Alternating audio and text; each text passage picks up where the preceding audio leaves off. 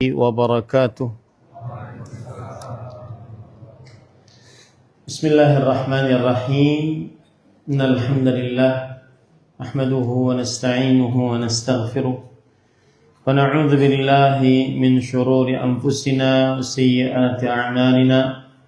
من يهده الله فلا مضل له ومن يضلل فلا هادي له. وأشهد أن لا إله إلا الله وحده لا شريك له وأشهد أن محمدا عبده ورسوله. يا أيها الذين آمنوا اتقوا الله حق تقاته ولا تموتن إلا وأنتم مسلمون. يا أيها الناس اتقوا ربكم الذي خلقكم من نفس واحدة وخلق منها زوجها وبث منهما رجالا كثيرا ونساء واتقوا الله الذي تساءلون به والأرحام إن الله كان عليكم رقيبا.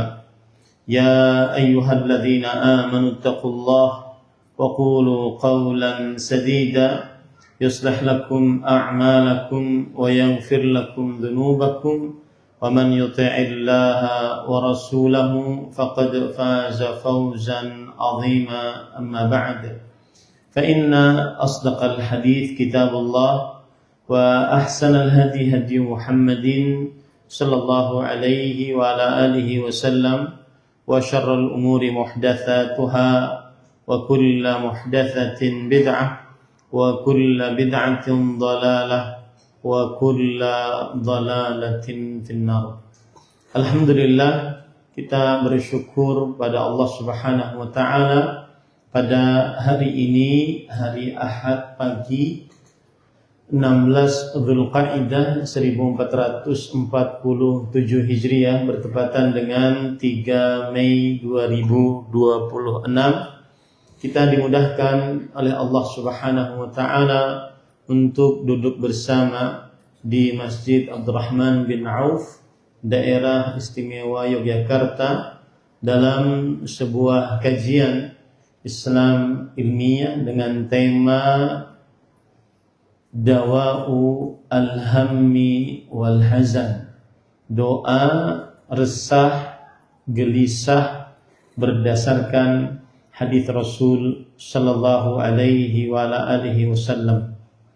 Salawat dan salam semoga selalu Allah berikan kepada Nabi kita Muhammad sallallahu alaihi wa alihi wasallam, pada keluarga beliau, para sahabat, serta orang-orang yang mengikuti beliau sampai hari kiamat kelak. Dengan nama-nama Allah yang husna dan sifat-sifatnya yang ulia, kita berdoa, Allahumma inna nas'aluka ilman nafi'an wa rizqan tayyiban wa amalan mutaqabbala. Allahumma amin. Ahibati fillah, afani Allah wa iyyakum. Al-ham wal gham jundun min junudillah yabtali bihi ibadah liyanzura ma ya'mal. Rasa resah, rasa gelisah adalah tentara dari tentara-tentara Allah Subhanahu wa taala. Allah Subhanahu wa taala menguji hamba-hambanya dengan rasa resah dan gelisah, sehingga Allah melihat apa yang dilakukan oleh para hambanya dengan rasa resah tersebut. Disebutkan di dalam kitab dalam kitab Tafsirul Qur'anil Azim, tafsir Imam Ibnu Katsir rahimahullah, berkata Ikrimah rahimahullah, "Laisa ahadun illa wa huwa yafrahu wa yahzan, walakin ja'alul faraha syukran wal huzna sabran." Tidak ada seorang pun kecuali dia akan resah, gelisah, atau senang, gembira. Tapi orang beriman hendaknya ia menjadikan rasa resah, gelisah, tersebut sebagai bentuk kesabaran dan menjadikan rasa senang, gembira sebagai bentuk kesyukuran. Ahibati fillah, kita di zaman yang mata kita banyak melihat orang-orang di sekitar kita, sehingga banyak rasa hasad yang ada di dalam qalbu kita. Kama qila qadiman ma khala jasadun min hasad. Sebagaimana orang-orang terdahulu mengatakan, tidak ada kosong sebuah jasad dari sifat hasad. Tidak ada kosong sebuah jasad dari sifat hasad. Lakinnal la'ima yubdih wa al-karima yukhfi. Tapi orang yang buruk akhlaknya, dia akan memperlihatkan hasad tersebut. Dan orang yang baik akhlaknya, dia akan menyembunyikan hasad tersebut. Hasad ditimbulkan karena melihat yang lainnya. Sebagaimana awwalu dzambin usiyallahu bihi fis sama' minasyaitan al-hasad li Adam. Dosa pertama kali Allah Subhanahu wa taala dimaksiati di atas langit oleh syaitan, yaitu ketika dia melihat Adam. Pandangan ini yang membuat hasad. Dari hasad itulah timbul rasa resah, gelisah. Orang bisa seperti ini sedangkan saya begini. Orang bisa seperti itu sedangkan saya begini. Timbullah rasa resah dan gelisah. Di zaman sekarang kita lebih banyak juga mendengar dengan adanya at-tawasul al-ijtimai, media sosial. Yang mana Syekh Abdul Razak mengatakan, sedikit menyimpang, sebenarnya bukan tawasul ijtimai, media sosial, saling bersosial dengan melalui media, berhubungan dengan media. Tapi kata beliau sebenarnya at-tafakkuk al-ijtimai, terputus sosial dengan media. Kadang-kadang antara suami, istri, anak-anak di dalam satu meja tidak ngobrol satu dengan yang lainnya, sibuk dengan HP-nya masing-masing. Suami dan istri dalam satu ranjang sibuk dengan HP-nya masing-masing. Ini namanya bukan tawasul ijtimai. Ini namanya bukan bersosial melalui media, tetapi malah memutuskan sosial melalui media.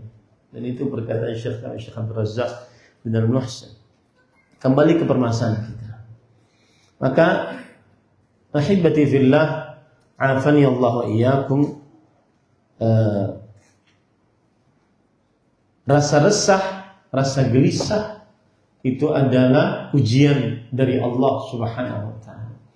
Oleh karenanya wali-wali Allah yang tinggi derajat keimanan dan ketakwaannya, salah satu anugerah yang Allah Subhanahu wa taala berikan kepada mereka adalah tidak ada rasa sedih dan rasa takut. Hilang rasa resah dan gelisah mereka. Allah Subhanahu wa taala berfirman dalam Al-Qur'an, "Ala inna awliya Allahi la khaufun 'alaihim wa la hum yahzanun." Yang artinya, ingatlah, sesungguhnya wali-wali Allah tidak ada rasa khauf, takut, wa la hum yahzanun, dan sedih, gelisah, resah. Siapa mereka? Alladzina amanu wa kanu yattaqun, yaitu orang-orang yang beriman dan bertakwa kepada Allah Subhanahu wa taala. Para ikhwan yang dirahmati oleh Allah, itu disebutkan oleh Allah dalam surat Yunus ayat 62. Dari ayat ini kita ambil pelajaran anugerah kepada wali-wali Allah, orang-orang yang beriman bertakwa, adalah dihilangkan rasa resah, rasa gelisah. Poin selanjutnya sebelum kita masuk kepada obat resah dan gelisah. Rasa resah dan gelisah maknanya adalah khauf, rasa takut. Takut untuk menghadapi kehidupan yang akan datang. Baik besok hari, besok-besok sepekan depan, tahun depan, atau kehidupan setelah kehidupan dunia. Sedangkan hazan adalah kesedihan akan sesuatu yang terlewat dari dirinya yang telah lalu. Oh, kenapa saya nggak begini dulu? Kenapa saya nggak begini dulu? Kenapa saya tidak mendapatkan ini? Kenapa saya terlewat ini? Itu semua menyebabkan rasa resah dan gelisah. Itulah pengertian resah dan gelisah. Resah akan kehidupan yang akan datang, bagaimana besok keadaan rezeki, keuangan, sekolah anak, kemudian tabungan menipis, dan gelisah yaitu sedih untuk sesuatu yang belum dia dapatkan atau untuk sesuatu yang terlewat dari dirinya. Itulah yang kita maksud dengan rasa resah dan gelisah. Dan itu banyak di zaman sekarang. Makanya zaman sekarang para dokter psikiater dan dokter ahli kejiwaan banyak. Karena orang-orang di zaman sekarang sangat memperhatikan health treatment, kesehatan mental. Sangat memperhatikan hal tersebut. Tetapi yang keliru dari ini adalah timbulnya al-yas, timbulnya keputusasaan. Gara-gara terlalu memperhatikan kesehatan mental, akhirnya timbul insecure, tidak percaya atas apa yang ditakdirkan untuknya. Selalu was-was terhadap apa yang akan dia hadapi. Selalu tidak percaya dengan kuasa Allah Subhanahu wa taala. Padahal Allah Subhanahu wa taala berfirman, Nabi Ya'qub berkata kepada anak-anaknya, "Ya bani yadhhabu fatahassasu min Yusuf wa la tay'asu min rauhillah. Innahu la yai'asu min rauhillah illa al-qaumul kafirun." Wahai anakku, yaitu al-asbar, pergilah kalian, carilah dengan baik-baik Nabi Yusuf dan saudaranya Bunyamin. Dan janganlah kalian putus asa. Tidak ada yang berputus asa dari rahmat Allah kecuali orang-orang yang kafir.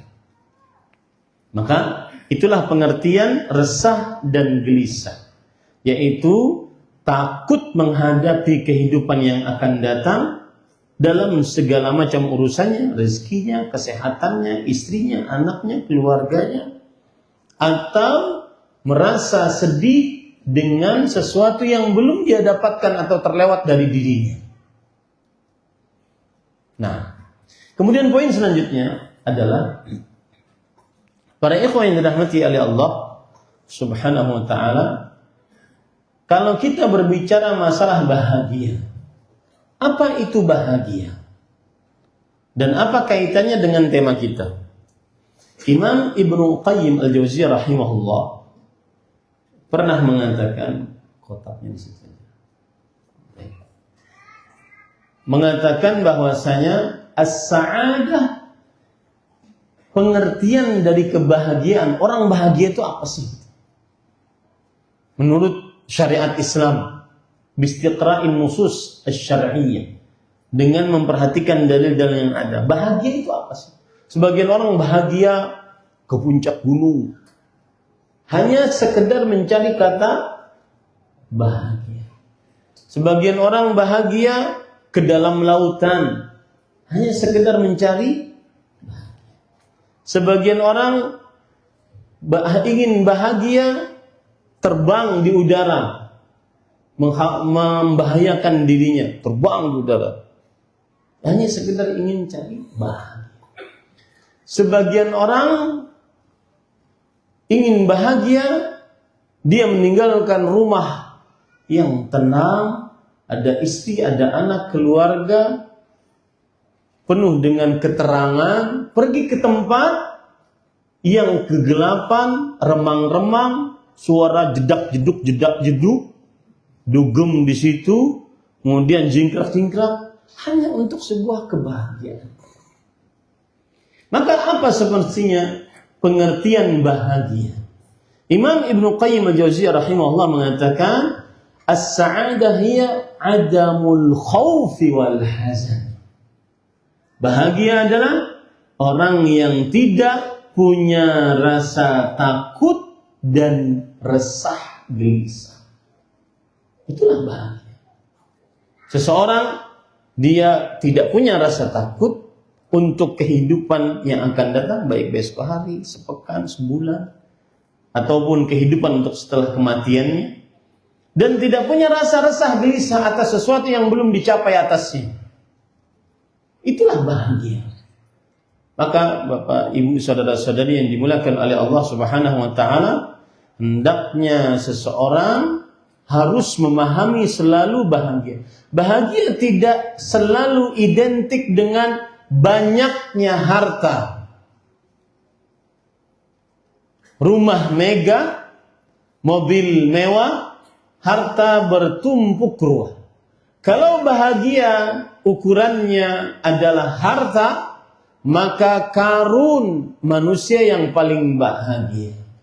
Tapi ternyata Khabbab ibnul Arad, Abu Hurairah, kemudian fuqara'ul muhajirin radhiyallahu anhum lebih bahagia dibandingkan Qarun di dunia sebelum akhirat. Kalau ukuran bahagia adalah jabatan yang mentereng, pangkat yang tinggi, dihormati selalu setiap orang apabila dia lewat, maka bahagia yang paling berbahagia berarti adalah Fir'aun, Haman. Tetapi ternyata mereka tidak bahagia di dunia sebelum akhirat.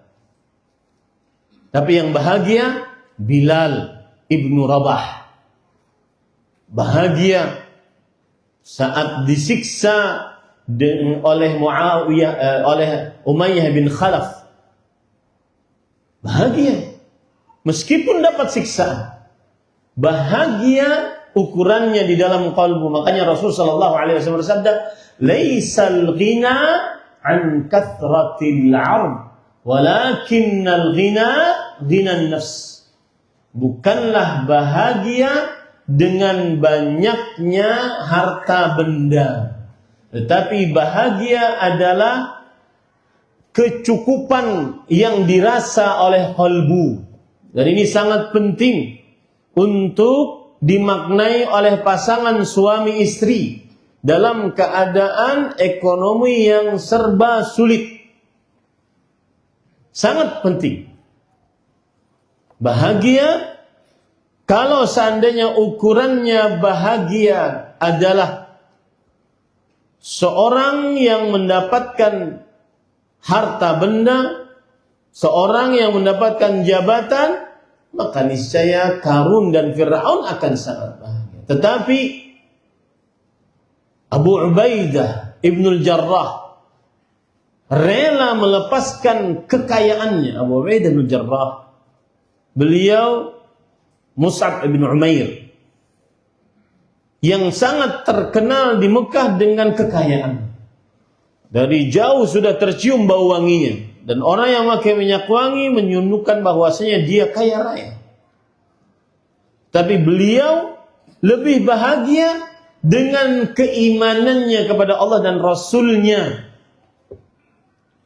dibandingkan mendapatkan kekayaan atau tetap di dalam harta dan kekayaannya tapi di atas kekufuran dan kesyirikan. Maka pahami baik-baik kebahagiaan adamul khauf wal hazan. Tidak ada rasa takut untuk kehidupan setelah selanjutnya, dan tidak ada rasa resah gelisah atas sesuatu yang belum dia dapatkan ataupun yang terlewat dari dirinya. Ahibatil fillah, afani Allah wa iyyakum. Oleh karena itulah kita pada kesempatan kali ini ingin mengobati rasa resah gelisah yang sangat banyak di tengah kaum muslimin di zaman sekarang. Sebagian orang punya rasa was-was yang begitu besar dalam segala macam aktivitas dan keinginan-keinginannya, sehingga dia tidak mengerjakan keinginan-keinginannya tersebut gara-gara rasa resah dan gelisah. Yang pertama, obat gelisah berdasarkan dari hadis Rasul sallallahu alaihi wasallam adalah beriman dan beramal saleh. Beriman dan beramal saleh. Ini adalah rasa resah dan gelisah, obatnya beriman dan beramal saleh. Apa itu iman? Iman qaulun bil lisan wa amalun bil arkan wa i'tiqadun bil janan. Yazidu bi ta'atir rahman wa yanqusu bil isyan. Iman ada 5 huruf nun pada akhir katanya dengan bahasa Arab. Ucapan dengan lisan, nun lisan, mengucapkan bahwa saya beriman kepada Allah. Kemudian beramal dengan arkan. Beramal dengan arkan. Arkan artinya anggota tubuh. Orang yang paling bahagia, yang paling banyak amalnya. Orang yang paling bahagia, yang paling banyak ketaatannya kepada Allah. Harus dipahami baik-baik. Hubungan kebahagiaan seseorang dengan ketaatan kepada Allah sangat melazimi satu dengan yang lainnya. Yang sedang resah, gelisah, sedih, maka perbaiki hubunganmu dengan Allah. Niscaya seseorang akan bahagia. Kemudian i'tiqadun bil janan, harus yakin di dalam kalbunya bahwa Allah Subhanahu wa taala yang dia imani. Harus yakin dengan kalbu. Bertambah keimanan tersebut dengan ketaatan, berkurang dengan kemaksiatan. Apa dalil dari hadis Rasul SAW bahwa ini obat resah gelisah? Maka saya berpesan pada ikhwan, kalau sedang resah gelisah, jangan tulis status pertama kali. Itu berarti antum ngadu kepada makhluk. Tapi ambillah air wudu, salatlah, ngadulah kepada Allah Subhanahu wa taala. Coba perhatikan hadis Rasul riwayat Imam Muslim. Nabi Muhammad sallallahu alaihi wasallam bersabda, "Ajaban li amril mu'min, inna amrahu kullahu khair. Wa laysa dzalika li ahadin illa lil mu'min. In asabathu sarra syakara, wa in asabathu dharra sabara. Fakana khairan lah. Wa in asabathu dharra sabara fakana khairan lah. Wa laysa dzalika illa lil mu'min." Artinya, sungguh luar biasa perkaranya orang beriman. Lihat, iman pertama kali. Mengucapkan dengan lisan, meyakini dengan kalbu, beramal dengan anggota tubuh. Itu iman. Bukan hanya dengan lisan saya beriman. Tetapi harus disertai dengan keyakinan kalbu, saya beriman kepada Allah. Dan disertai dengan amalan lahiriah. Makanya, ingin bahagia, hilang resah gelisah, dan pengertian bahagia adalah tidak resah, tidak gelisah. Perbanyak ibadah yang didasari oleh iman kepada Allah Subhanahu wa taala. Contoh misalkan hadis Rasul sallallahu alaihi wasallam. Al-ibadatu fil harji ka hijratin ilayya. Beribadah saat dalam keadaan genting itu seperti berhijrah kepadaku. Kenapa? Karena saat genting orang resah, gelisah. Tapi orang beriman tidak. Karena dia kuat hubungannya dengan Allah Subhanahu wa taala. Aneh perkara seorang beriman. Sesungguhnya perkaranya seluruhnya baik. Orang beriman seluruh perkaranya adalah baik. Dan itu tidak dimiliki oleh seorang pun kecuali orang yang beriman. Kenapa perkara orang beriman baik? Kapan dia mendapatkan kebaikan, nikmat, anugerah, kemurahan dari Allah, dia bersyukur. Tidak congkak, tidak sombong, tidak berlebih-lebihan. Kapan dia mendapatkan keburukan, kesulitan, kesempitan, maka dia bersabar. Dan itu lebih baik bagi dia. Dia tidak putus asa. Dia masih sangat meyakini dalam kalbunya Allah Rahim, Allah Latif, Allah Maha Pengasih, Allah Maha Lembut. Pasti di balik ini ada hikmahnya. Orang yang beriman senantiasa berhusnudzan kepada Allah Subhanahu wa taala, pasti ada kebaikan di balik ini. Dan subhanallah, perhatikan ayatnya. Asa an takrahu syai'an wa huwa khairul lakum. Wa yaj'alallahu fihi khairan katsir. Asa an takrahu syai'an fa yaj'alallahu fihi khairan katsir. Engkau mungkin membenci sesuatu dan Allah menjadikan di dalam sesuatu yang engkau benci tersebut kebaikan. Cuma masalahnya kita kan nggak tahu apa kesudahan dari perkara ini. Kita nggak tahu. Makanya terus berbaik sangka, itu obat ketidaktahuan kita. Saya ulangi, teruslah kalau dapat kesulitan, keresahan, kegelisahan, teruslah beriman dengan cara berbaik sangka kepada Allah. Itu obat atas kegelisahan kita. Karena kita tidak tahu apa yang akan terjadi. Rasul sallallahu alaihi wasallam pernah bersabda, "Ajiba Rabbuna min qunuti ibadihi wa qurbi farajih." Rabb kita heran, nih hamba kok putus asa, padahal semenit lagi jalan keluarnya ada. Besok dapat pekerjaan, besok dapat usahanya kembali lancar, besok. Tapi karena kemampuan ilmu pengetahuan kita tentang besok tidak ada, maka resahlah yang timbul. Lalu obatnya apa? Berbaik sangkalah kepada Allah. Dan itu termasuk keimanan. Berbaik sangka kepada Allah Subhanahu wa taala. Ini poin yang pertama. Dan poin yang pertama ini kalau kita kaitkan dengan ayat Al-Quran, Allah berfirman dalam surah An-Nahl ayat 97, "Man 'amila salihan min dzakarin aw untha wa huwa mu'min, falanuhyiyannahu hayatan thayyibah wa lanajziyannahum ajrahum bi ahsani ma kanu ya'malun." Yang artinya, barang siapa yang beramal saleh, baik laki-laki ataupun perempuan, dalam keadaan dia beriman. Nih, dua hal kumpulkan. Iman yang menghasilkan amal saleh. Kalau kita ngaku beriman, semestinya amal salehnya banyak. Dan itu obat resah.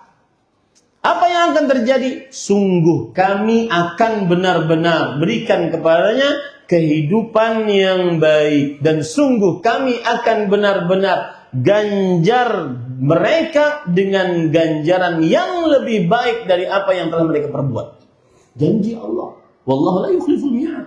Allah tidak akan pernah ingkir janji. Yang memperbaiki hubungannya dengan Allah terutama saat rahasia. Saat orang tidak ada yang tahu. Maka pasti Allah perbaiki kehidupan. Imam Ibnu Qayyim rahimahullah berkata, "Man aslaha sariratahu aslahallahu ala niyyatah." Siapa yang memperbaiki hubungan rahasianya dengan Allah saat sholat malam, sepertiga malam terakhir, baca Quran di dalam kamar, sholat sunnah dia kerjakan di dalam rumah, perbaiki hubungannya dengan Allah. Allah akan perbaiki yang nampak oleh manusia. Allah akan perbaiki yang nampak oleh manusia. Nah, barang siapa yang beramal saleh, baik laki-laki ataupun perempuan dalam keadaan beriman, sungguh kami akan berikan kepadanya kehidupan yang baik. Para ulama mengatakan di antaranya ahli tafsir yang disebutkan dalam kitab tafsir Imam Katsir rahimahullah, beliau mengatakan yashmalu jami'a wujuhir rahimah. Kehidupan yang baik yang dimaksud adalah mencakup seluruh kebaikan dalam kehidupan. Urusan dirinya, penyakitnya, ekonominya, istrinya, anaknya, kerabatnya. Urusannya akan baik selama dia beriman yang menghasilkan amal saleh. Kemudian selanjutnya, maka para ikhwah yang dirahmati oleh Allah, saya pesan sekali lagi, obat resah gelisah jangan mencari sekedar bagaimana bisa mendapatkan hiburan. Hiburan, iya, kita tenang sesaat ataupun bisa tertawa sesaat. Tetapi itu semu yang benar-benar menenangkan kalbu, membuat bahagia, beriman, perbaiki sholat, perbaiki hubungan dengan Allah Subhanahu wa ta'ala. Dan ini berlaku baik laki-laki dan perempuan. Ini berlaku baik suami dan istri. Obat yang kedua, yaitu sibuk dengan amal yang bermanfaat untuk diri sendiri. Jangan menyibukkan dengan aib orang lain. Dan ini salah satu sisi negatif dari media sosial. Sibuk dengan perkara yang dia tidak mengambil manfaat dengannya. Apalagi nih, saya pesan kepada orang-orang yang masih bermain media sosial. Ada sedikit penyimpang ya dari tema kita. Ada pertanyaan ditujukan kepada Syekh kami, Syekh Abdul Razak bin Abdul Muhsin. Syekh, bagaimana kita bisa mengambil manfaat sebaik-baiknya dengan media sosial? Otomatis beliau sebagai ulama yang masih hidup di tengah marak-maraknya media sosial, dia harus memberikan arahan yang pas. Maka kata beliau, perhatikan baik-baiknya. Yakini baik-baik.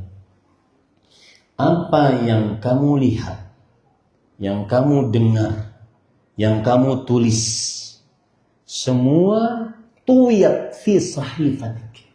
Semuanya itu dianggap sebagai amalmu di dalam buku catatan amal.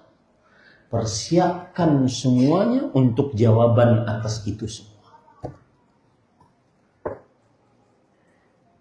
Persiapkan mata-mata yang berkhianat.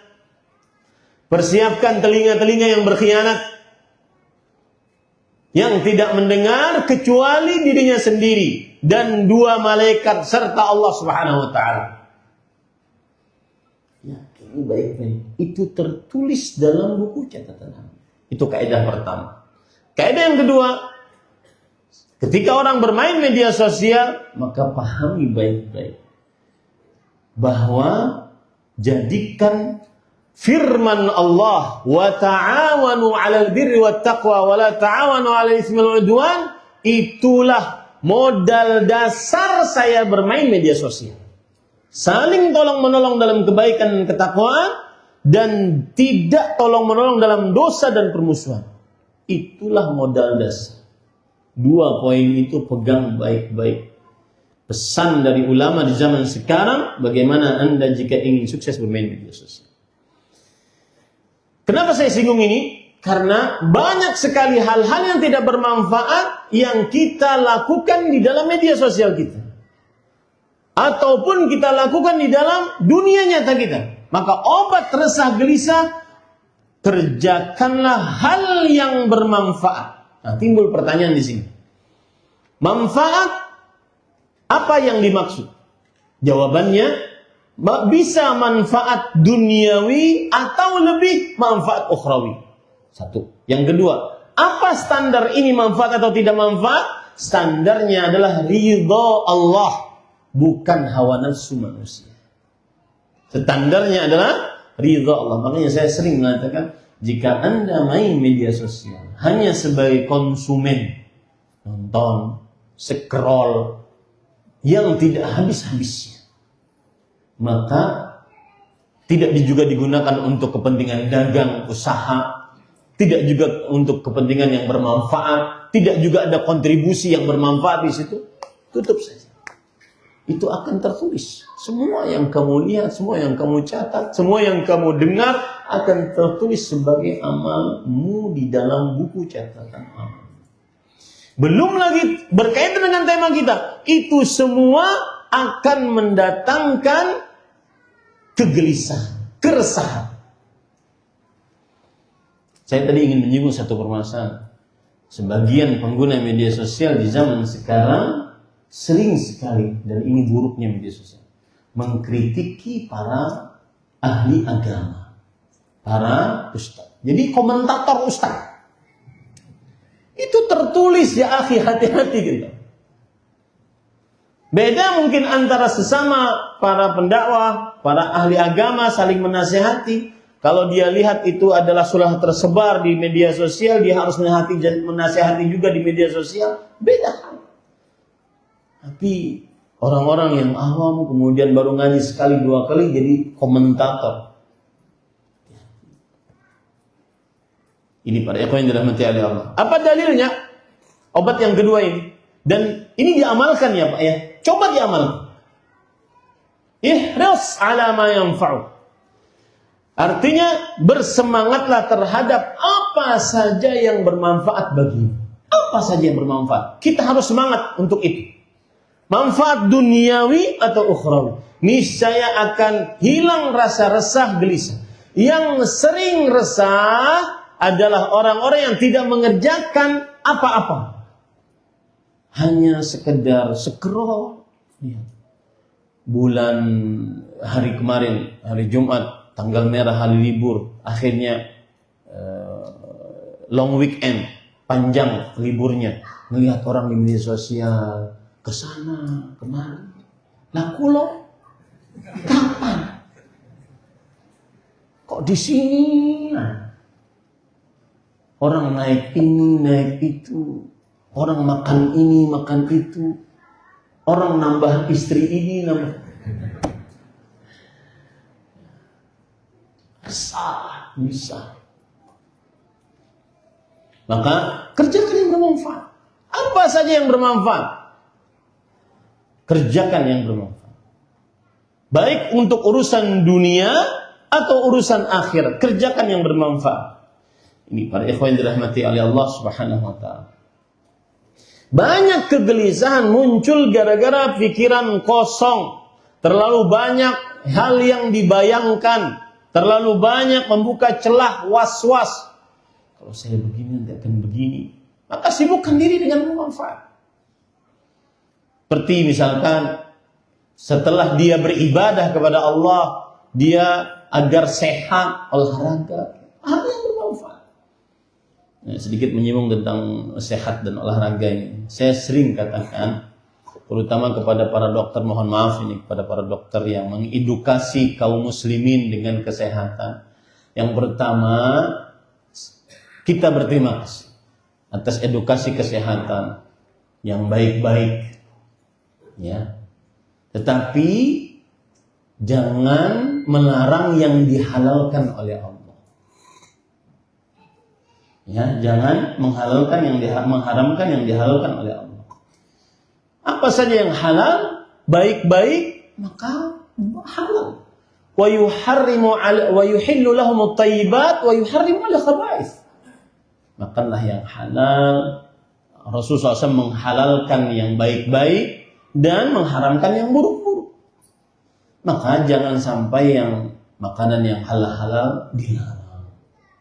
Ada sebagian orang mengatakan itu kerupuk nggak ada nutrisi, nggak ada gizi, nggak ada protein, tapi enak. Itu mana coba halal dia? Mie instan, saya pernah nanya ke seorang dokter, Ustaz, kebetulan beliau dokter, Ustaz, mie instan gimana? Halal Ustaz, berarti boleh. Jangan sampai dilarang orang makan mie instan, enak itu. Nasi, saya pernah nanya juga Ustaz, seorang dokter, Ustaz, nasi gimana Ustaz? Ada yang gak mau makan nasi Ustaz. Ustaz, saya punya buku judulnya Nasi Nikmat Allah yang Terzalimi. Jadi para ikhwah, Saya sering mengatakan untuk sehat bukan tujuan. Sehat itu adalah sarana untuk taat. Kalau sehat badan, angkat barbel sehat, bisa goes berapa kilo, lari berapa kilo. Tapi tidak sholat berjamaah nggak sehat, bro. Paham nggak? Saya sering mengatakan, mungkin di majlis ini pernah saya katakan, Syekh Abdul Razak sering mengatakan pada kita baik secara umum ataupun pribadi, al-i'aqah laysat fil atraf, innamal i'aqatu fil qulub. Sebenarnya penyakit dan rasa cacat bukan pada anggota tubuh. Seorang buntung tangan, buntung kaki, mata buta, enggak. Cacat yang sebenarnya adalah pada kalbunya. Berapa banyak orang yang punya cacat fisik, tetapi dia bahagia. Dia hilang resah, sedihnya, gelisahnya dengan banyak ketaatannya kepada Allah. Sang buta lebih banyak hafalannya dari mata yang sehat walafiat. Orang yang pincang kakinya lebih dahulu ke masjid untuk sholat berjamaah bisa pertama daripada orang yang sehat walafiat kakinya. Itu orang yang resah, orang yang bahagia, hilang rasa resah dan rasa gelisah. Maka kembali ke permasalahan kita, yang kedua adalah sibukkan dengan hal yang bermanfaat sehingga seseorang tidak mudah resah gelisah. Perhatikan baik-baik. Ada 3 hal yang sangat membuat seorang gelisah. Yang pertama, waktu luang. Yang kedua, masa muda. Dan yang ketiga, hidup yang berkecukupan. Waktu luang yang tidak digunakan untuk hal yang bermanfaat. Masa muda yang dia gunakan untuk hal-hal yang tidak bermanfaat. Dan kecukupan yang dia gunakan untuk hal-hal yang tidak bermanfaat. Ini semua membuat rasa gelisah. Kelihatan saja tawa sana sini, tapi hati dalam qalbu. Makanya ada pepatah Arab mengatakan, inna syababa wal faragha wal jidata mafsadah ayya mafsadah. Sesungguhnya masa muda, waktu luang dan kecukupan sangat merusak seseorang dengan sebenar-benar perusakan. Terutama masa muda yang digunakan untuk hal-hal yang tidak bermanfaat. Yang ketiga, perhatikan baik-baik para ikhwan yang dirahmati oleh Allah Subhanahu wa taala. Obat yang ketiga, rasa resah dan gelisah. Jangan hidup di masa lalu dan jangan tenggelam dalam ketakutan masa depan. Selalu kepikiran masa lalu dan selalu was-was, nanti besok gimana ya Ustaz? Dan ini sering kejadian. Saya beri contoh. Beberapa orang berhadapan dengan saya mengatakan, Ustaz, dan ini teman-teman dekat.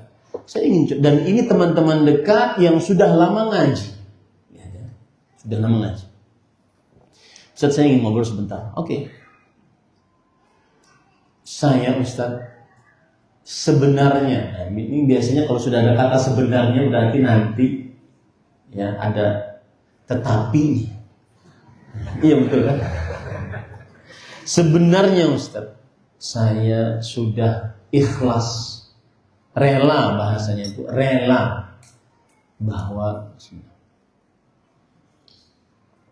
Bapak meninggal. Saya rela. Sebagaimana yang diperintahkan oleh Allah dan Rasul, saya rela. Cuma saya kok masih kepikiran Ustaz. Kenapa kepikirannya? Saya mencoba memahami cara berpikirnya. Bapak itu mulai dia cerita dari awal tuh. Kebiasaan tuh begitu. Mulai dia runut dari awal. Bapak itu asalnya sakit. Kemudian saya bawa ke rumah sakit. Beberapa hari, kemudian beliau minta pulang. Sebagai anak, saya harus nurut. Bapak minta pulang, padahal harus dirawat. Akhirnya Bapak meninggal di rumah. Tidak di rumah sakit. kepikiran saya itu Ustaz, coba saya tidak menuruti Bapak untuk dibawa pulang. Hah? Paham nggak ceritanya? Saya tetap saja merawat beliau semampu biaya saya akan lebih rela dari sekarang. Sekarang seperti ada merasa bersalah.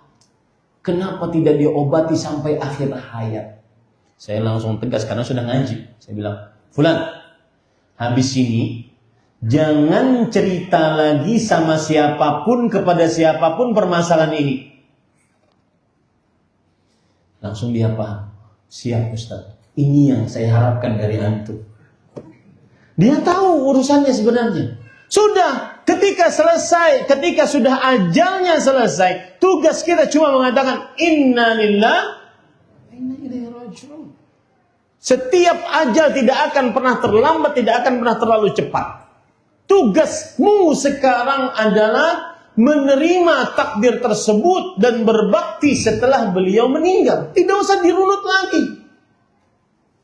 Itulah takdir Allah SWT. Dan itu cara licik bin licin setan kepada kita untuk tidak terima dan tidak rela dengan keputusan Allah SWT. Paham para ikhwan? Itu yang saya maksud, jangan hidup di masa lalu. Sudah selesai urusan masa lalu.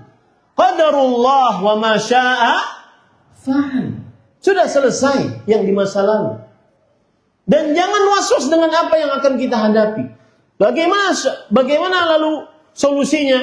Ustaz, solusinya adalah ucapkan hasbiyallah wa ni'mal wakil untuk kehidupan yang akan datang, dan qadarullah wa ma syaa fa'al untuk kejadian yang telah selesai. Ini obat resah yang ketiga. Rasulullah SAW bersabda dalam hadis riwayat Imam Muslim, "Wa in asabaka syai'un fala taqul law anni fa'altu kana kadza wa kadza.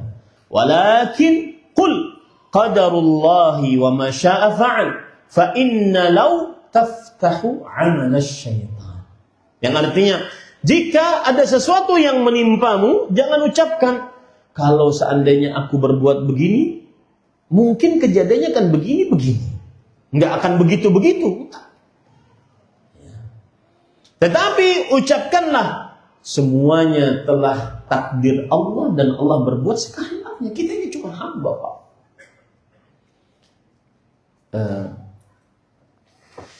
Salah satu obat resah gelisah di dalam doa Rasul, beliau mengatakan, "Ma qala 'abdun qattu." Tidaklah seorang hamba mengucapkan doa ini.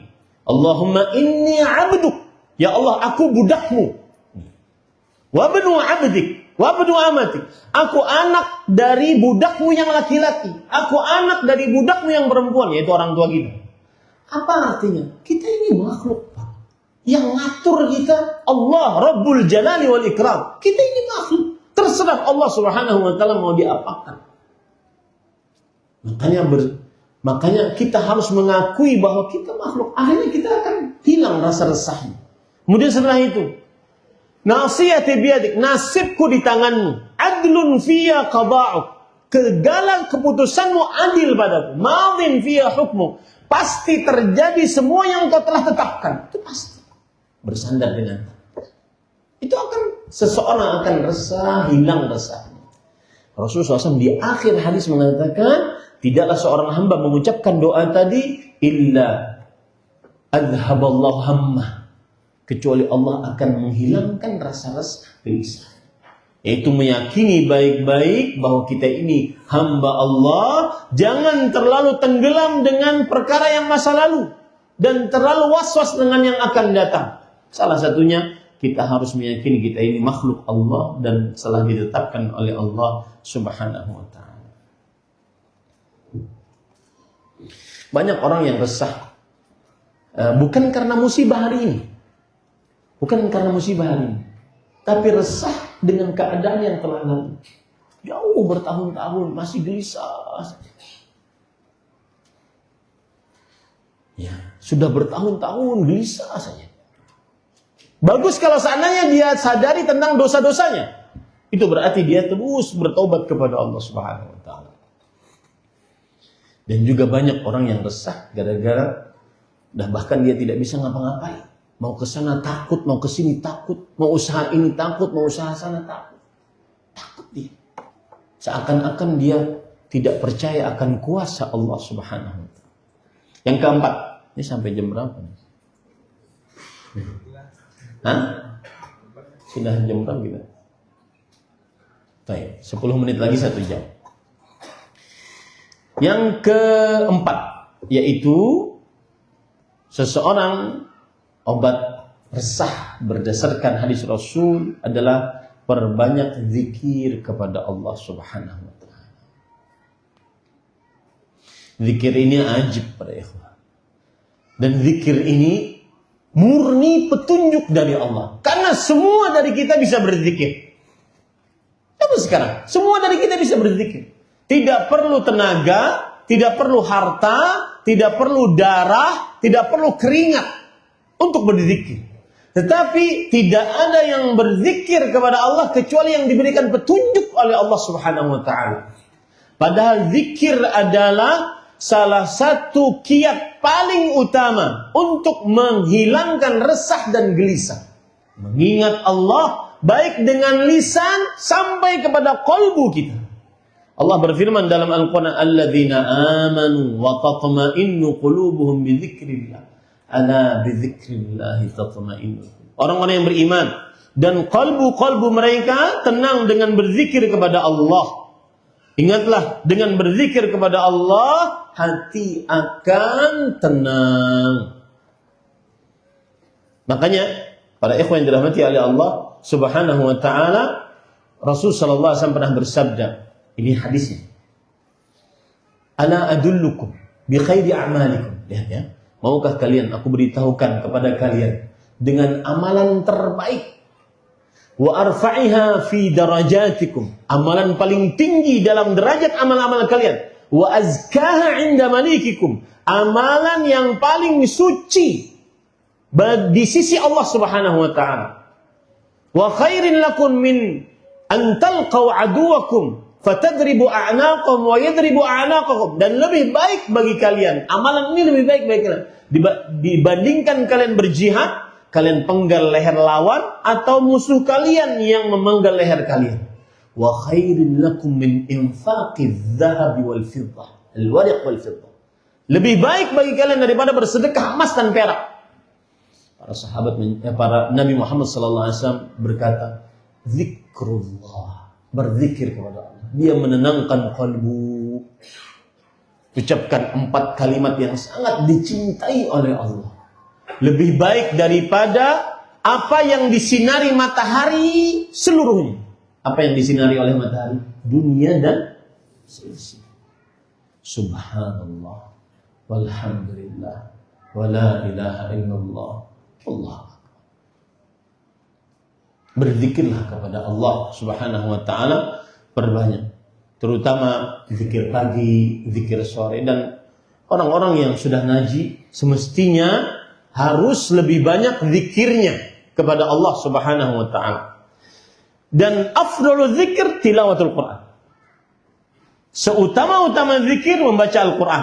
Makanya dalam hadis doa yang saya sebutkan tadi, doa yang menghilangkan rasa resah tadi, di akhir doa Rasulullah SAW mengatakan, saya bacakan doanya ya. Allahumma inni abduk wa banu abdik wa banu amatik nasiyati biyadik adlun fiya hukmuk madin fiya qada'u as'aluka bi kulli ismin huwa lak sammaita bihi nafsak aw anzaltahu fi kitabik aw 'allamtahu ahadan min khalqik aw ista'tharta bihi fi 'ilmi al-ghaibah an taj'alil qur'ana rabi'a qalbi wa nura sadri.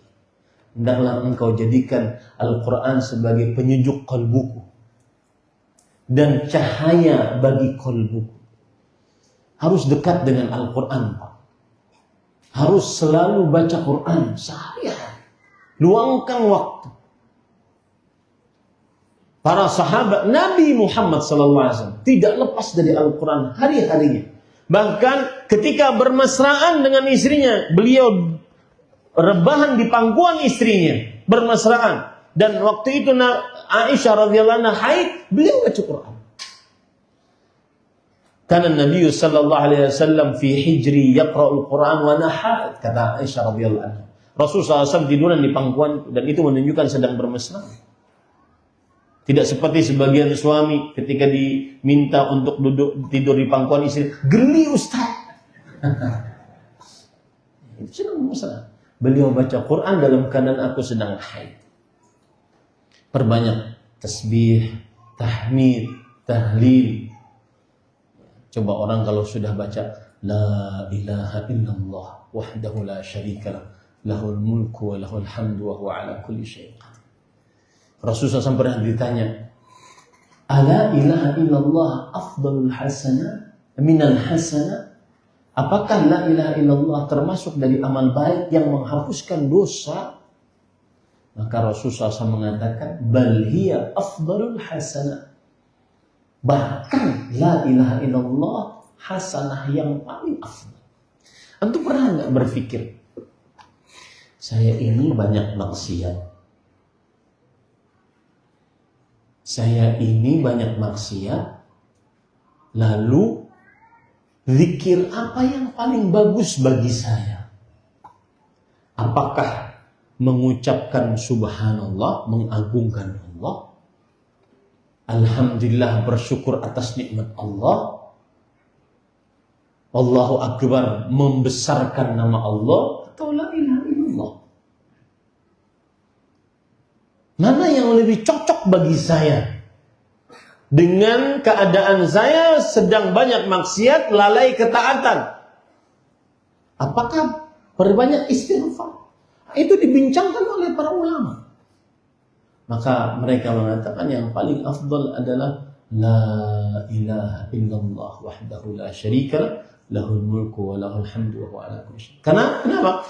Karena dia menghapuskan dosa, mengangkat derajat, menuliskan pahala. Jadi fungsinya la ilaha illallah wahdahu la syarikalah tadi sampai akhir sama seperti subhanallah walhamdulillah wallahu akbar. Ini pada ikhwah. Baik. Obat yang kelima. Nah, ini menarik. Yaitu memperbanyak syukur dan sering-sering melihat nikmat Allah yang ada pada diri sendiri. Memperbanyak syukur dan sering-sering melihat nikmat yang ada pada diri sendiri. Hari Ahad yang lalu saya ada diundang orang untuk menjadi nasihat pernikahan. Kebetulan yang nikah ini Gen Z. Gen Z itu umur berapa?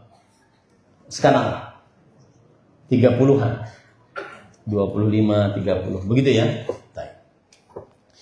Salah satu yang menarik dengan data BPS, sering terjadi perceraian sekitar 438.000 perceraian di masa 2025-2026. Antum tahu apa permasalahan? Sering bertengkar. Saya sering mengatakan, suami istri yang sering bertengkar itu jangan-jangan salah satunya bukan manusia. Imma hewan ataupun jin, genderuwo, kuntilanak. Dan itu saya ringkaskan, rangkumkan dari perkataan Imam Ibnu Katsir dalam kitabnya ketika beliau mengomentari ayat surat Ar-Rum ayat 21. Wa min ayati an khalaqalakum min anfusikum azwajan litaskunu ilaiha. Dan dari tanda kekuasaan Allah, Allah menciptakan bagi kalian dari jenis kalian. Lihat, garis bawahi kata-kata jenis ini. Pasangan, dari jenis kalian sebagai pasangan, agar kalian merasa tenang, damai, ada rasa cinta, ada rasa kasih sayang. Kata Imam Ibnu Katsir rahimahullah pada tafsiran ayat ini, lau annallah, jikalau Allah ja'ala bani adama kullahum dzukuran, menjadikan seluruh anak Adam laki-laki. Hawa Adam alaihissalam punya istri Hawa alaihissalam. menikah. Dan kalau seandainya Allah ingin menjadikan seluruh anak Adam seluruhnya laki-laki, wa ja'ala inathahum min jinsin akhar, dan menjadikan perempuannya, pasangannya dari jenis lain, imma min hayawan au jin, baik dari sisi hewan ataupun manusia, lama hasal hadzal i'tilaf, maka tidak mungkin tercipta ketenangan, rasa cinta dan kasih sayang, tidak mungkin. Artinya apa? Berarti semestinya jika manusia laki-laki nikah dengan perempuan laki-laki dari manusia, itu terciptalah rasa tenang, rasa cinta dan kasih sayang. Berarti ringkasannya, yang sering bertengkar, jangan-jangan salah satunya bukan menuso, baik hewan ataupun jin. Makanya pas kalau lagi tengkar-tengkar, ayo ingat kita manusia loh. Ya. Nah, kembali kita ke permasalahan Gen Z tadi. Saya disebutkan itu. Salah satu penyebab paling pertama dan utama pertengkaran terjadi, perceraian terjadi karena pertengkaran. Sering bertengkar, sering berkelahi di tengah suami istri, makanya terjadi perceraian. Apa penyebabnya, Pak Eva? Ini penyebabnya. Poin yang kelima ini. Karena kan Gen Z main media sosial. Ekspektasi kehidupan berkeluarga dia ingin seperti yang ada di media sosial. Seperti ada di drakor, dracin. Ya, nggak ada derayok, yang drama Yogyakarta nggak ada, ya, yang penuh dengan drama, namanya drama. Dia ingin seperti itu. Ekspektasi berumah tangga semestinya harus begini, karena itu yang dia lihat di media sosial. Maka semestinya saya harus seperti itu. Akhirnya ternyata beda ya. Orang resah, gelisah, sering tengkar antara suami istri karena ekspektasi yang dia inginkan tidak sama dengan kehidupan nyatanya. Maka obat resah gelisah adalah memperbanyak bersyukur dan melihat nikmat Allah yang ada pada dirinya. Jangan ada pada orang lain. Jangan yang ada di media sosial. Lihat apa yang dia dapatkan dari Allah Subhanahu. Syukuri. Puas dengan pemberian Allah. Rasul sallallahu alaihi wasallam bersabda dalam hadis riwayat Imam Bukhari Muslim, "Unzuru ila man huwa fawqakum wa la tanzuru ila man huwa asfala minkum wa la tanzuru ila man huwa fawqakum fa huwa ajdaru alla tajdaru ni'matallahi 'alaikum." Lihatlah kepada orang yang lebih rendah dari kalian. Jangan lihat orang yang setiap hari ganti mobil. Ternyata yang kita lihat juga nyewa nih. Setiap hari dia atau setiap liburan selalu jalan kemana, healing dan seterusnya. Lihat orang yang di bawah kalian. Ada yang lebih susah hidupnya daripada kita. Jangan lihat kepada orang yang di atas kalian. Ya, itu lebih baik agar bagi kalian tidak hilang nikmat Allah Subhanahu wa taala. Ini Pak, kopi ini. Kopi hitam. Secangkir ini, menurut orang yang tidak punya kopi, itu adalah kenikmatan yang sangat luar biasa. Enak Ustaz punya kopi. Ya. Pas waktu pernikahan itu saya katakan, Fulan, saya bilang, itu Ustaz di pesantren saya menikah.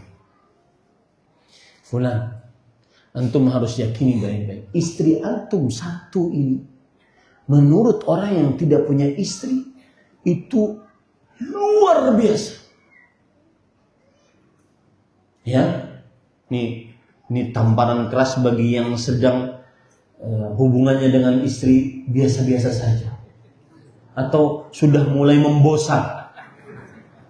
Jadi pernah ada kisah, saya pernah ke sebuah daerah diundang oleh sebuah masjid. Kemudian saya lihat DKM masjidnya tua-tua gitu Pak. Umur-umur pensiun gitu. Saya kumpulin lah Pak. Kita kumpul Pak sebentar. Saya ingin nanya-nanya nih sama Pak. Jujur Pak, mohon maaf ini. Kenapa DKM masjid ini semuanya umur-umur pensiun? Ustaz, kami ini laki-laki yang sudah tidak diharapkan lagi keberadaannya di rumah.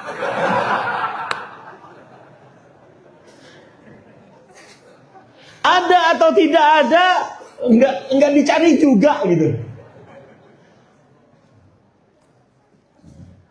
Maka Bapak Ibu saudara-saudari yang dimuliakan oleh Allah Subhanahu wa taala, istri itu nikmat Allah yang luar biasa.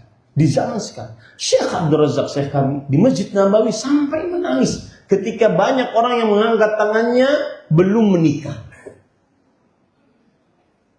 Karena nikmat menikah itu luar biasa. Di zaman sekarang bidzat, apalagi di zaman sekarang. Antum tidak akan merasakan kecuali ketika kehilangan pasangan tersebut. Nikmatilah. Tapi Ustadz, saya pengennya yang begini-begini. Itu kan dalam khayalan antum. Sudah terima saja apa yang ada di depan. Itu tidak semua orang memilikinya. Terima saja. Para ikhwan yang dirahmati oleh Allah Subhanahu wa taala. Maka nikmat istri, nikmat anak, saya tidak bisa membayangkan. Saya Pak, sering sekali obrolan antara saya dengan Ummu. Salah satu hal yang paling beliau ingat adalah ketika beliau melahirkan lama. Saya kan sempat kesal. Lama banget sih melahirkannya, kapan keluarnya? Habis itu, dan itu jadi cerita sampai sekarang setelah 20 tahun kita menikah. Sampai sekarang. Coba bayangkan katanya. Abah tidak punya anak. Subhanallah. Masuk ke dalam rumah dalam keadaan kosong, tidak ada tangisan, tidak ada raut. Bersyukur dengan apa yang ada. Para ulama mengatakan Rasulullah SAW bersabda, "Irda bima qasamallah takun aghnan nas." Rela, puas dengan apa saja yang Allah berikan, engkau akan menjadi manusia yang tidak pernah resah, tidak pernah gelisah, bahagia, puas apa saja yang dengan Allah berikan. Itulah sifat qanaah. Qanaah unsurnya ada 3. Praktekkan ini dalam kehidupan sehari-hari. Yang pertama, ar-ridha bima a'tallah walau duna kifayah. Relalah dengan pemberian Allah walaupun kurang dari cukup. Yang kedua, al-istighna bil mawjud, mencukupkan dengan yang ada. Yang ketiga, adamul bahthi 'anil mafqud, tidak mencari yang tidak ada. Contoh kasus istri. Cukup rela dengan pemberian Allah walaupun rela dengan pemberian Allah. Saya Ustaz inginnya putih, tinggi, rambutnya lurus, matanya besar, biru. Ya, itu tiang listrik bro. Ya, terlalu banyak menghayal, subhanallah.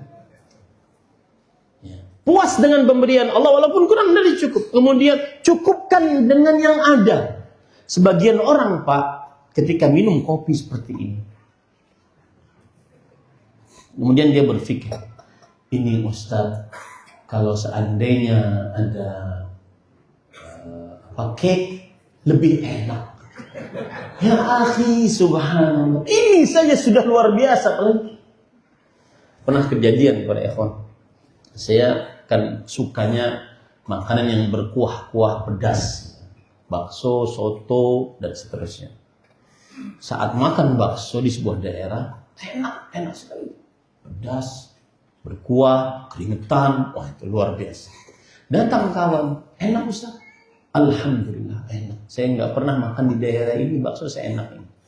Ustaz, di Pengkolan sana lebih enak daripada ini. Ya akhi, kenapa kita nggak duduk di situ?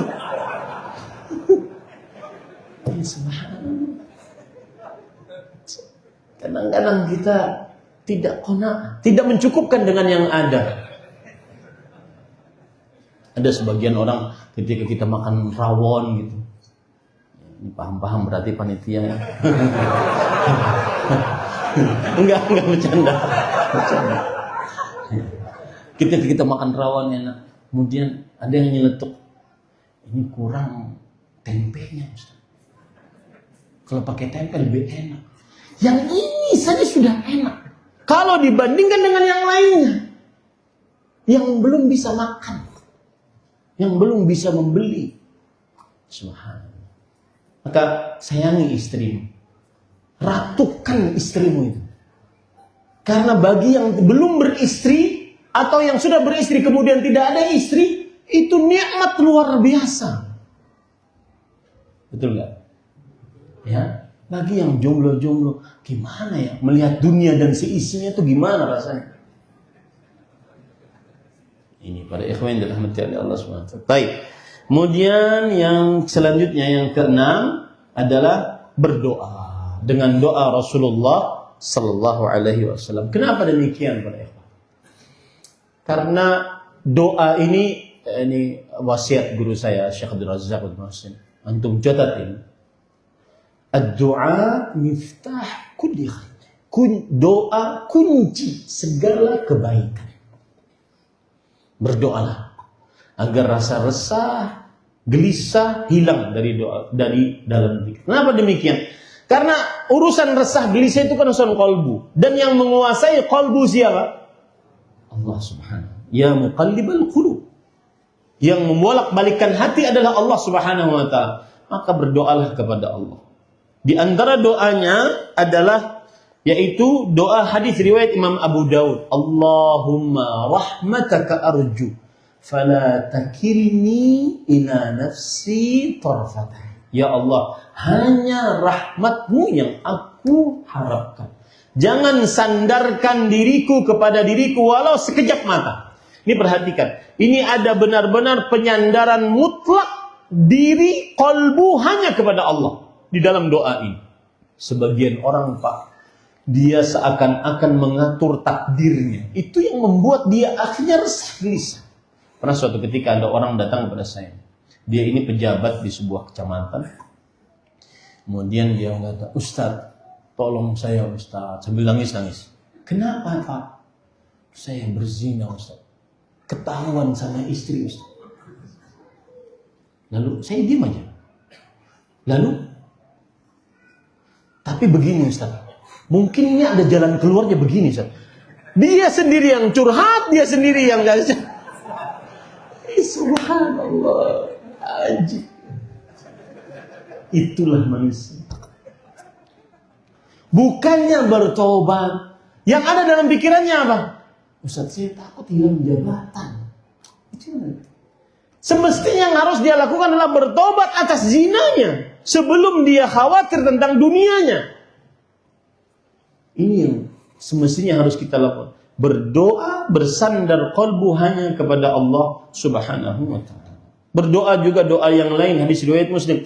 Allahumma aslih li dini alladhi huwa ismatu amri wa aslih li dunyaya allati fiha ma'ashi wa aslih akhirata allati fiha ma'adi waj'alil hayata ziyadatan li fi kulli khair waj'al mauta rahatan min kulli syai. Ya Allah, perbaiki urusan agamaku yang mana itu adalah benteng diriku. Perbaiki urusan duniaku yang di dalamnya aku hidup. Perbaiki urusan akhiratku yang di dalamnya aku akan kembali. Dan jadikanlah kehidupanku sebagai tambahan untukku beramal saleh. Jadikanlah kematianku sebagai peristirahatanku dari seluruh keburukan. Berdoa kepada Allah Subhanahu wa taala. Yang ketujuh adalah bertawakal hanya kepada Allah. Para ulama mengatakan at-tawakkulu nisfuddin wa nisfus tsani al-inaba. Bertawakal kepada Allah, bersandar qalbu dengan sebenar-benarnya untuk mendapatkan manfaat atau dijauhkan dari mudarat, itu setengah dari agama. Dan setengah yang kedua adalah beribadah kepada Allah Subhanahu wa taala. Makanya itulah rahasia kenapa 17 kali minimal sehari semalam kita baca iyyaka na'budu, hanya kepadamu kami beribadah. Itu setengah agama. Dan hanya kepadamu kami minta pertolongan. Ini bertawakal. Itu setengah agama yang lain. Maka bersandarlah kalbu kepada Allah Subhanahu wa ta'ala. Agar kita tenang, tidak resah, tidak gelisah atas usaha yang sedang kita lakukan ini. Yang kedelapan, nah ini menarik para ikhwan. Sering-sering berbuat baik kepada manusia. Sering-sering berbuat baik kepada manusia. Walau hanya dengan pikiran, tidak pakai harta. Walau hanya dengan perhatian, tidak pakai tenaga. Berbuat baiklah kepada manusia. Contoh misalnya, ada teman sedang resah, sedang gelisah, maka berikan arahan. Apalagi dengan harta, apalagi dengan tenaga. Para ikhwan, ketika kita sedang resah, coba cari anak yatim. Kemudian kasih dia. Kalau secuil, pegang kepalanya. Ketika kemudian dia senang, senyum. Senyumnya itu menghilangkan resah kita. Senyumnya itu menghilangkan resah kita. Ketika kita kasih orang yang dalam keadaan sulit hidupnya, kemudian dia mengatakan, jazakallah khair, terima kasih banyak. Ketika kita membebaskan hutang orang lain, kemudian dia mengatakan, terima kasih, jazakallah khair. Akhirnya saya bisa nyaman bertemu dengan antum. Biasanya kalau pengajian saya susah untuk menyalami antum, karena malu belum bisa bayar. Dan sengsaranya orang yang berhutang kan begitu. Misalkan nih, yang berhutang ada di sini, yang menghutangi ada paling ujung. Pasti dia ada perasaan, aduh datang lagi si fulan. Padahal nggak ada urusan tuh.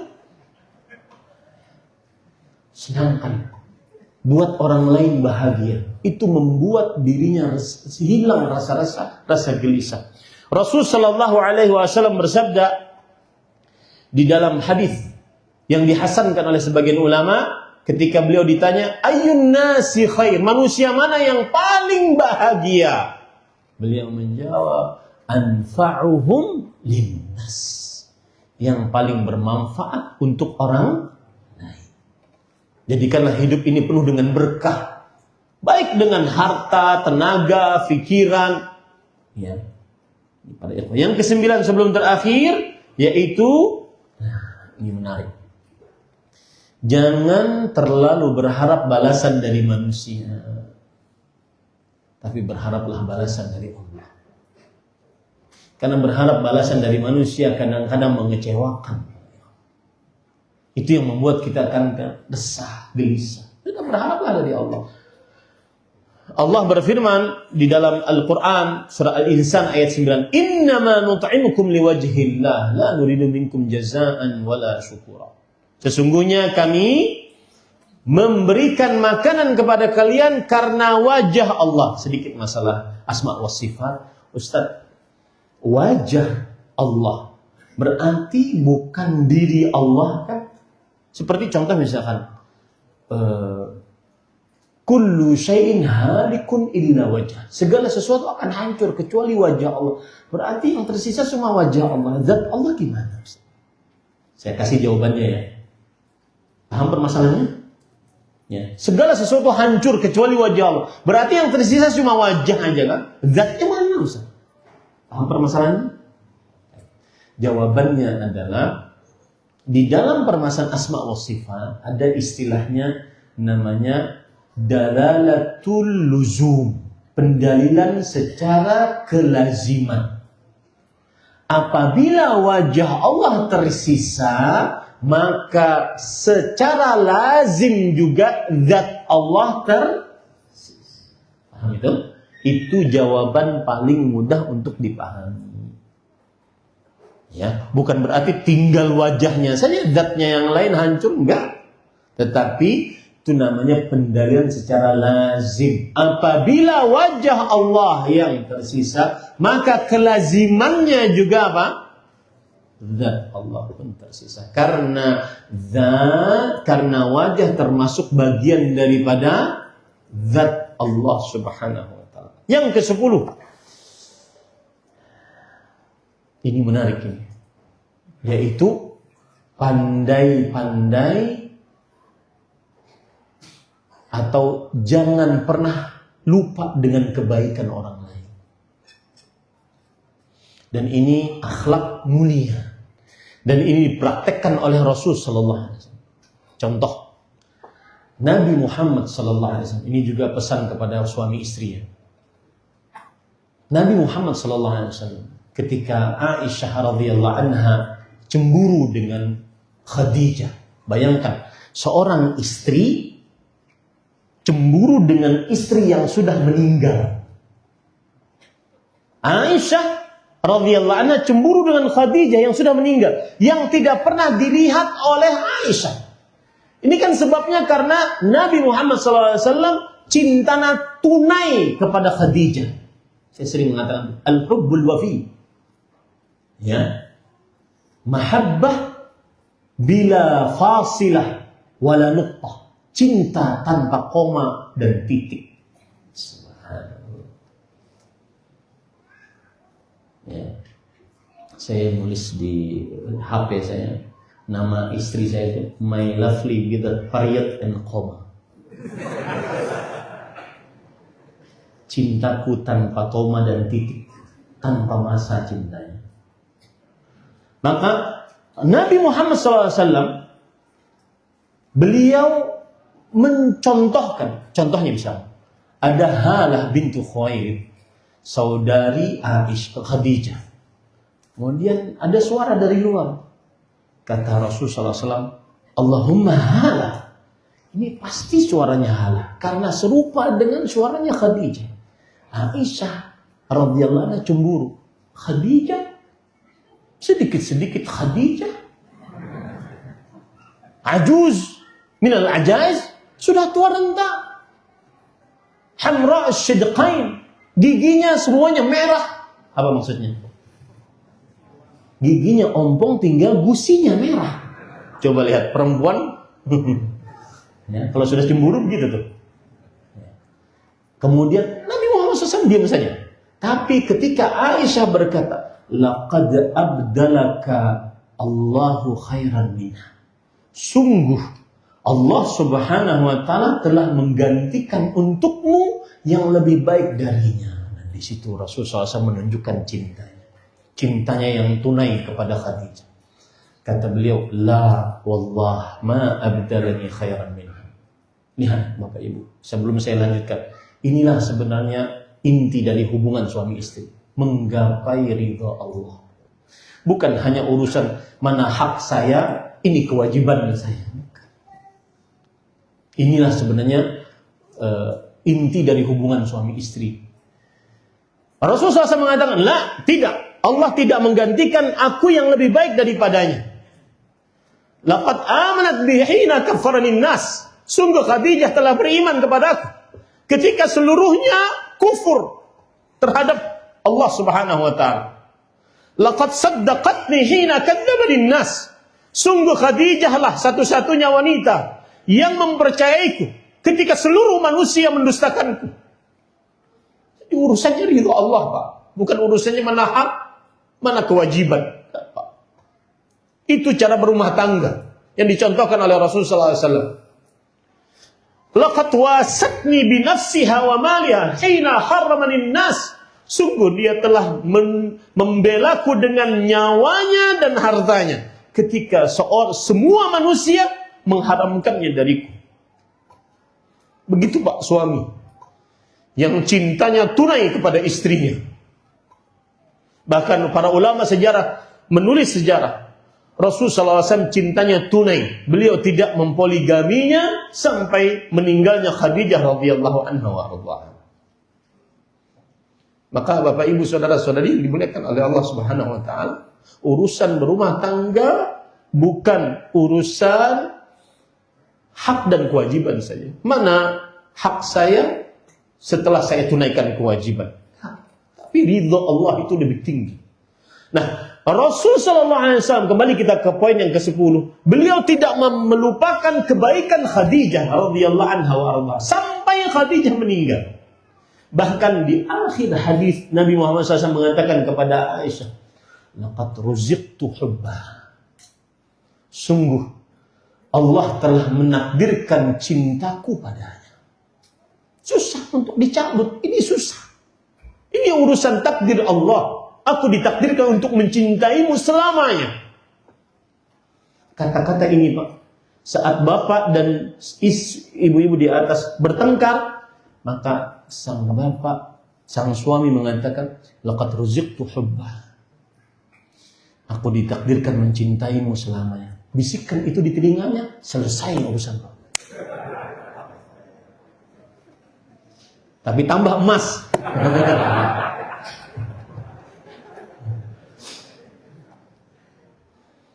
Ya.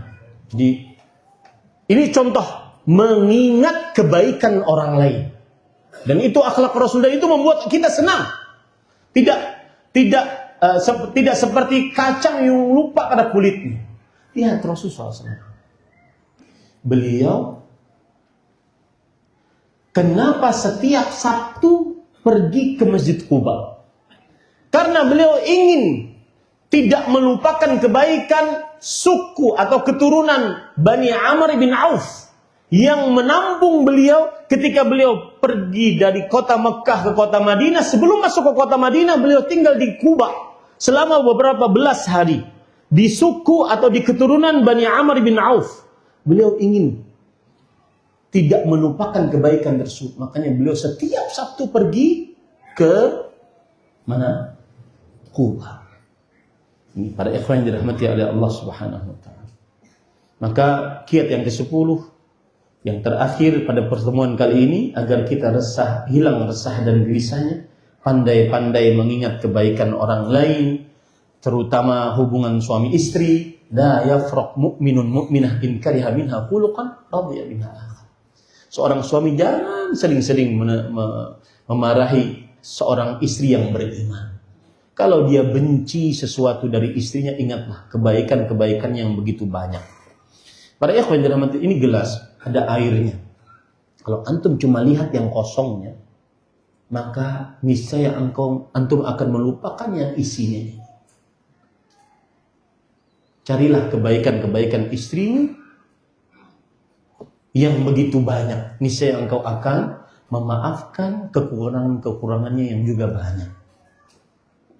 Ada seorang ikhwah berkata, Ustaz, saya berusaha mengamalkan itu, Ustaz. Saya cari kebaikan istri dari A sampai Z, nggak dapat, Ustaz. Maka kita katakan, carilah, dapat insya Allah. Maksudnya dia ingin memaafkan kekurangan-kekurangan istrinya. Insya Allah dapat. Itu yang bisa disampaikan pada ikhwan yang dirahmati oleh Allah Subhanahu wa taala. Baik. Diagnosa psikiater saya punya gangguan kecemasan. Mengapa Allah memberi saya hidup seperti ini? Karena saya merasa hidup saya tidak berjalan normal seperti orang lain. Orang lain pun merasa demikian.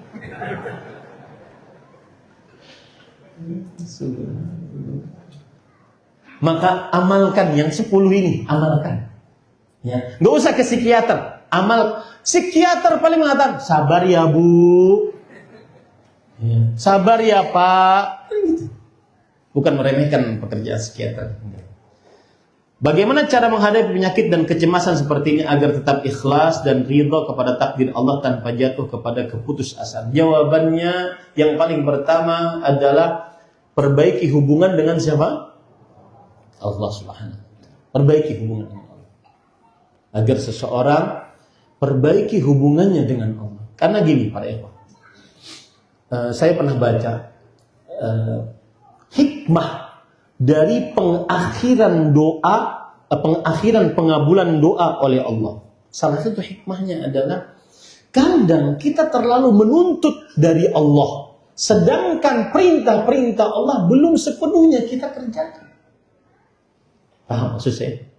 Perbaiki hubungan dengan Allah, niscaya Allah Subhanahu wa taala akan memperbaiki urusan-urusan kita. Wallahu a'lam. Bagaimana cara menyeimbangkan antara tawakal kepada Allah dan tetap memiliki ambisi dan semangat mengejar pendidikan serta masa depan? Tidak ada pertentangan ini. Kejar apa yang merupakan kebaikan bagi kita dunia dan akhirat, tapi ingat baik-baik, usahamu di bawah kuasa siapa? Allah. Maka bersandarlah atas usaha tersebut kepada Allah Subhanahu wa taala. Wa man yatawakkal 'ala Allah fahuwa hasbuh. Yang bersandar kepada Allah, maka cukup Allah sebagai sebaik-baik tempat bersandar. Wallahu a'lam. Bagaimana cara kiat menguatkan tekad untuk berbakti kepada orang tua yang telah meninggalkan anak dari balita karena kesibukan dan berlalunya waktu tanpa beliau? Kami sangat sulit sekali rasanya menata hati untuk menghadirkan bayangan dan kenangan jasa-jasa beliau. Mohon nasihatnya. Ini mungkin kekecewaan seorang anak yang ditinggal oleh orang tuanya dari semenjak balita. Maka jawabannya paling mudah begini. Pertama, harus taat kepada Allah dan Rasulnya. Itu satu. Bakti orang tua itu adalah perintah Allah dan Rasul. Wabil walidaini, berbaktilah dengan sebenar-benarnya kepada orang. Satu. Yang kedua, harus memahami baik-baik bahwa kita ini tidak akan pernah ada tanpa orang tua kita dengan takdir Allah. Itu jasa terbesar orang tua kita. Keberadaanmu adalah jasa terbesar orang tua kita yang tidak pernah kita akan bisa balas. Dengan segala pencapaian yang kita dapati sekarang, tanpa orang tua kita tidak pernah ada dengan takdir Allah SWT. Makanya para ulama mengatakan, badiul ma'ruf la yukafa. Orang yang memulai kebaikan tidak akan pernah bisa dibalas jasanya. Dan itulah orang tua kita. Iya, mereka punya kekurangan, meninggalkan kita saat balita. Sudah, qadarullah ma syafa'a. Tugas kita sekarang mengerjakan taat kepada Allah Subhanahu wa taala. Perintah Allah Subhanahu wa taala. Kerjakan itu baik-baik. Yaitu dengan berbakti kepada kedua orang tua kita. Dan yang ketiga, ingat baik-baik adik. Baktimu akan dicontoh oleh anakmu. Untuk apa mendendam? Didik anak agar menjadi anak yang berbakti dengan cara engkau berbakti kepada orang tua. Kama tadinu tudan, kata para ulama. Sebagaimana yang dilakukan oleh kamu, maka seperti itulah akan diberlakukan padamu. Wallahu a'lam.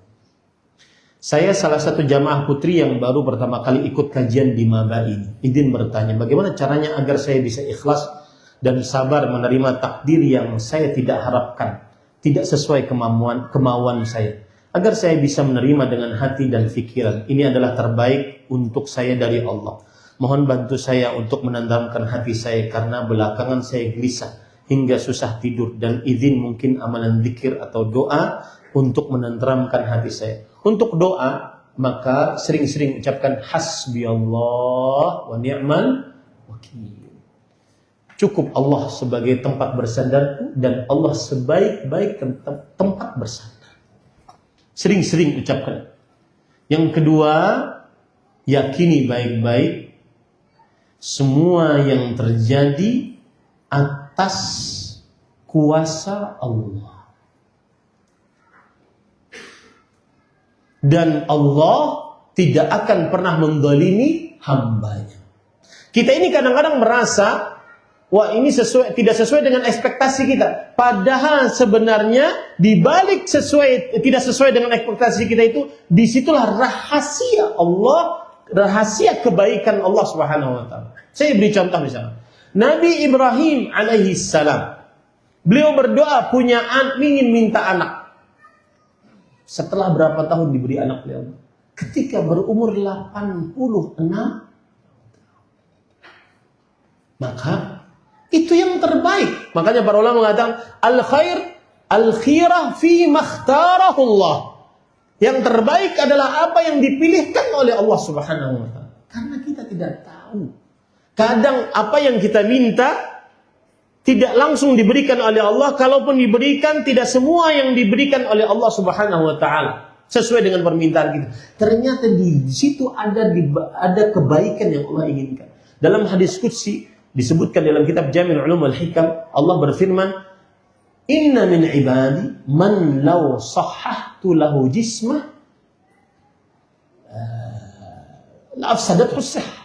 Wa inna min ibadi man law aghnaitu afsadathu ghina.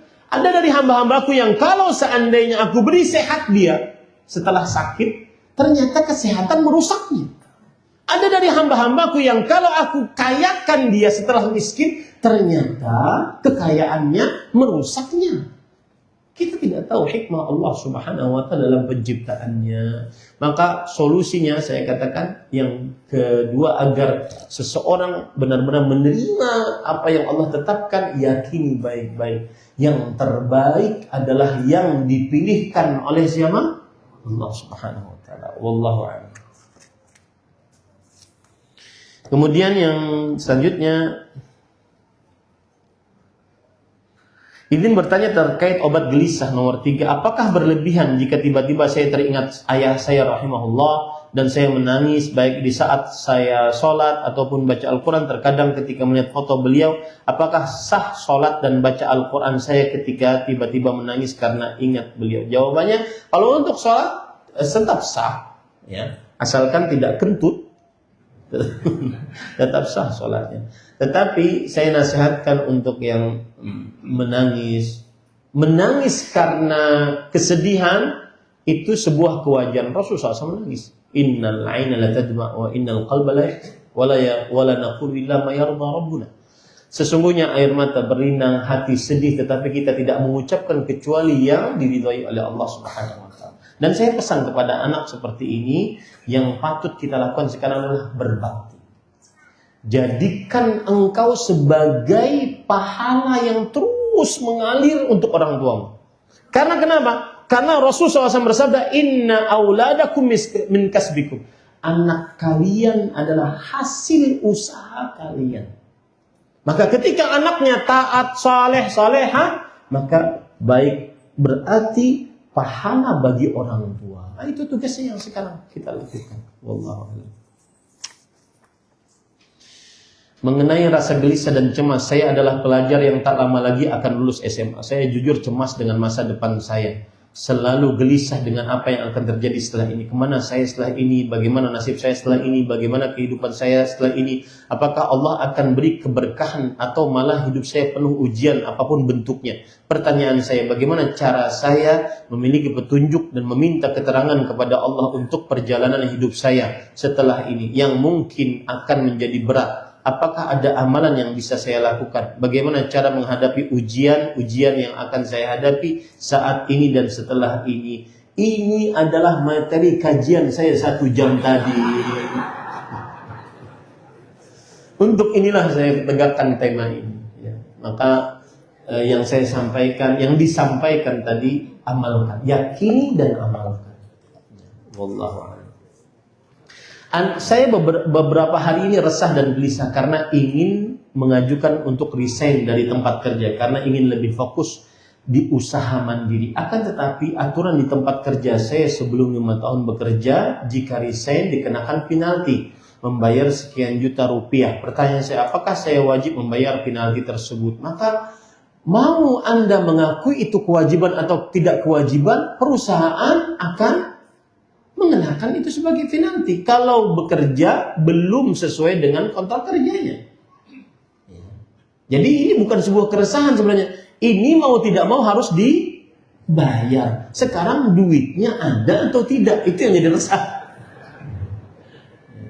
Maka jawabannya pada ikhwah, realistis saja.